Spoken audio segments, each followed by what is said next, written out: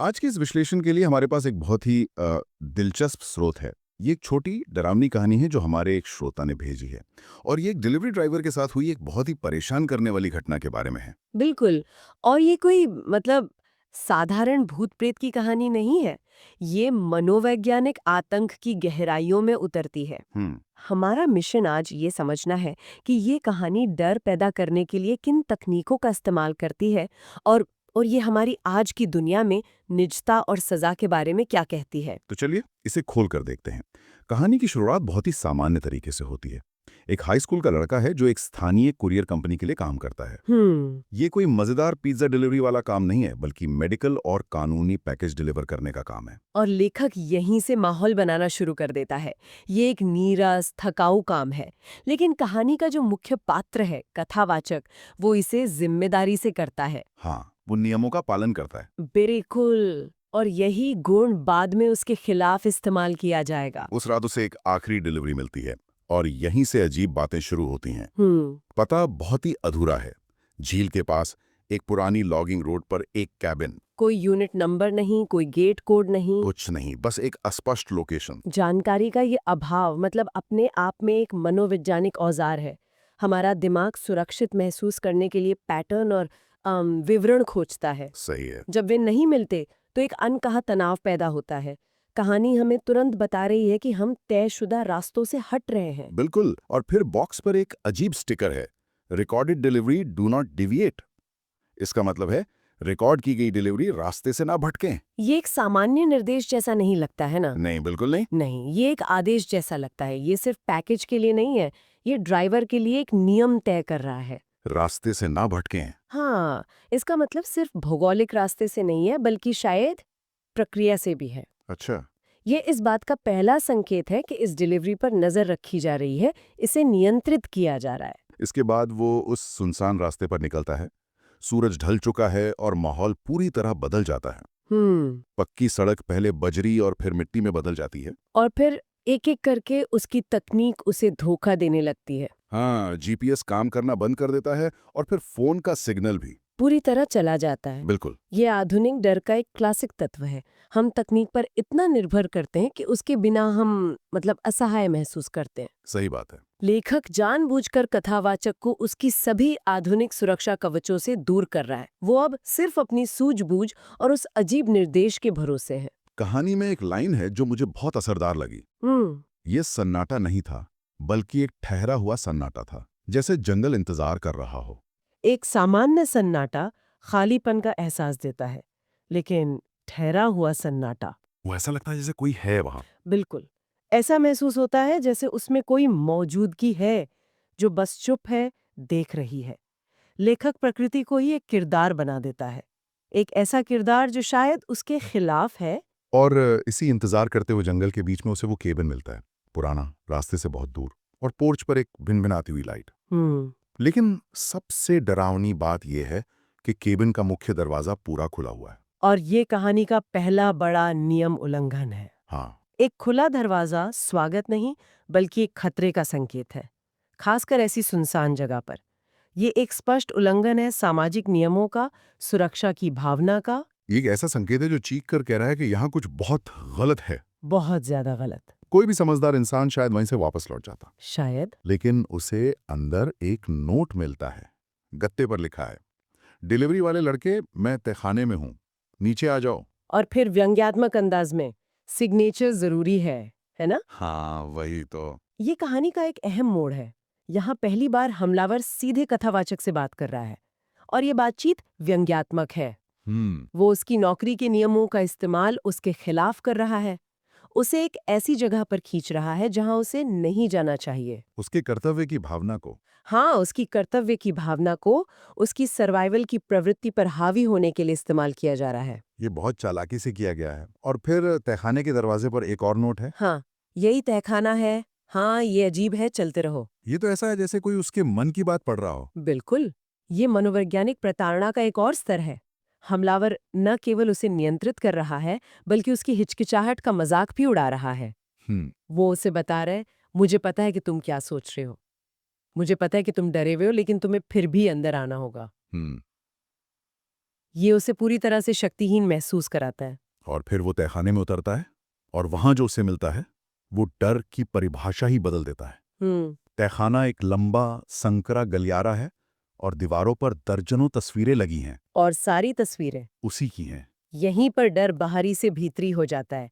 अब खतरा कोई भूत, राक्षस या कोई अनजान चीज नहीं है। नहीं, खतरा उसकी अपनी जिंदगी है, जिसे एक हथियार की तरह उसके खिलाफ इस्तेमाल किया जा रहा है। उसकी निजता पूरी तरह से खत्म कर दी गई है। तस्वीरें भी बहुत खास हैं। वेयरहाउस में, गैस स्टेशन पर, स्कूल में। और फिर सबसे परेशान करने वाली तस्वीर, हाँ, वो अपने कमरे में अपने फोन को देख रहा है। कहानी में लिखा है कि यह तस्वीर एक ऐसे एंगल से ली गई थी जहां कोई खिड़की हो ही नहीं सकती थी। वो असंभव तस्वीर ही असली आतंक का स्रोत है। ये बताती है कि ये सिर्फ दूर से की गई निगरानी नहीं है, ये तो कुछ और ही है। रह गया है। हमलावर की पहुंच सर्वव्यापी है, वो हर जगह है। ये उसे बताता है कि उसकी सबसे निजी जगह भी अब उसकी नहीं रही। कोई भी जगह सुरक्षित नहीं है। और जब वो इस सदमे से गुजर रहा होता है तभी एक स्पीकर से आवाज आती है, हे। एक सपाट उबी हुई आवाज। हाँ। आवाज का वो उबा हुआ लहजा उसे और भी ज्यादा खतरनाक बना देता है। उसमें कोई गुस्सा या जुनून नहीं है, ठंडा। एकदम ठंडा, नियंत्रित और पूरी तरह से अधिकार में है। और फिर वो आवाज कहती है, मैं तुम्हें चोट नहीं पहुंचाऊंगा, अभी तक नहीं। अभी तक नहीं। हाँ, ये एक वादा है, एक धमकी जिसे बाद के लिए बचा कर रखा गया है। तस्वीरों के नीचे चिपचिपे नोट्स भी हैं। समय पर, हमेशा मुस्कुराता है। और फिर एक शब्द जो सब कुछ बदल देता है, झूठा। झूठा। कथावाचक अब एक डिलीवरी ड्राइवर नहीं, बल्कि एक आरोपी है। जब वो आगे जाने से मना करता है तो ऊपर तहखाने का दरवाजा बंद हो जाता है और एक डेड बोल्ट लगने की आवाज आती है। अब वो एक कैदी है। पूरी तरह से। बिल्कुल। वो आवाज, वो खटक, ये वो पल है जब संभावना हकीकत बन जाती है। वो शारीरिक रूप से फंस चुका है और फिर आवाज उसे बताती है कि ये सब किस बारे में है। मैं तुमसे थक गया हूं जो ये दिखावा कर रहे हो कि तुमने अपनी एक्स को धोखा नहीं दिया। और अब डर पूरी तरह से मनोवैज्ञानिक हो जाता है। ये सिर्फ कैद होने का डर नहीं है, ये अपने सबसे बड़े रहस्य, अपनी शर्म के उजागर होने का डर है। हमलावर को उसकी गलती के बारे में पता है और वो इसे एक हथियार के रूप में इस्तेमाल करने जा रहा है। कहानी यहाँ एक बहुत ही आधुनिक डर को छूती है। हमारी जिंदगी का कितना हिस्सा हमारे फोन में बंद है सही बात है। और वो कितनी आसानी से हमारी कमजोरी बन सकता है। हमलावर उसे बताता भी है, ये मुश्किल नहीं है, तुम उस फोन से ऐसे चिपके रहते हो जैसे वो तुम्हारा पेसमेकर हो। ये सिर्फ ब्लैकमेल नहीं है, ये उसे बता रहा है कि वो कितना प्रिडिक्टेबल और लापरवाह है। जब कथावाचक कबूल करने से मना करता है तो एक नया खतरा सामने आता है। दीवार के दूसरी तरफ से एक धक्के की आवाज आती है। और फिर गलियारे के अंत में एक दूसरा आदमी दिखाई देता है, हुडी पहने, शांत, और उसके हाथ में एक बॉक्स कट रहा है। ये एक बहुत ही प्रभावी तकनीक है। अब मनोवैज्ञानिक खतरा और शारीरिक खतरा एक साथ आ गए हैं। हाँ। आवाज इस प्रताड़ना का ठंडा बौद्धिक वास्तुकार है और ये दूसरा आदमी उसका मूक शारीरिक हथियार है। तो एक से मानसिक रूप से बचना नामुमकिन है और दूसरे से शारीरिक रूप से। कथावाचक के पास भागने की कोई जगह नहीं बचती। उसे गलियारे के अंत में एक कमरे में बैठने के लिए मजबूर किया जाता है जहां एक कैमरा भी लगा है और फिर उससे जबरन कबूल करवाया जाता है। कि उसने धोखा क्यों दिया, उसकी एक्स को कैसे पता चला और उसने कैसे इनकार किया। ये एक जबरदस्त कबूलनामा है। इसका उद्देश्य सच्चाई जानना नहीं है, बल्कि उसे तोड़ना, उसे अपमानित करना है और उसे अपनी गलती का सामना करने के लिए मजबूर करना है। कैमरा यह सुनिश्चित करता है कि यह सिर्फ एक बातचीत नहीं है, यह एक रिकॉर्डिंग है, एक प्रदर्शन है। उसकी शर्म को स्थायी बनाया जा रहा है। और जब वो अपनी एक्स का नाम लेने से मना करता है तो वो दूसरा आदमी उसे शारीरिक रूप से चोट पहुंचाता है। उसकी बांह पर बॉक्स कटर से घाव कर देता है। यहाँ शारीरिक दर्द का इस्तेमाल उसे पूरी तरह से नियंत्रित करने के लिए किया जा रहा है। यह उसे याद दिला रहा है कि इनकार करने के वास्तविक तत्काल परिणाम होते हैं। और सबसे क्रूर हिस्सा, हाँ, सबसे क्रूर हिस्सा ये है कि उसे अपनी एक्स का नाम लेने के लिए मजबूर किया जाता है। ये सिर्फ एक तथ्य को स्वीकार करना नहीं है, बल्कि उस व्यक्ति को इस भयानक क्षण में खींच लाना है जिसे उसने चोट पहुंचाई थी। ये सजा का एक और स्तर है। कबूलनामे के बाद कहानी एक और अजीब मोड़ लेती है। आवाज कहती है, पहले साइन करो। उसे उस पैकेज के लिए साइन करने को कहा जाता है। हाँ, ये शायद पूरी घटना का सबसे अजीब और अपमानजनक हिस्सा है। मतलब उसे इस पूरी भयानक परीक्षा को एक आधिकारिक डिलीवरी के रूप में प्रमाणित करने के लिए मजबूर किया जा रहा है। बिल्कुल, ये क्रूर मजाक है।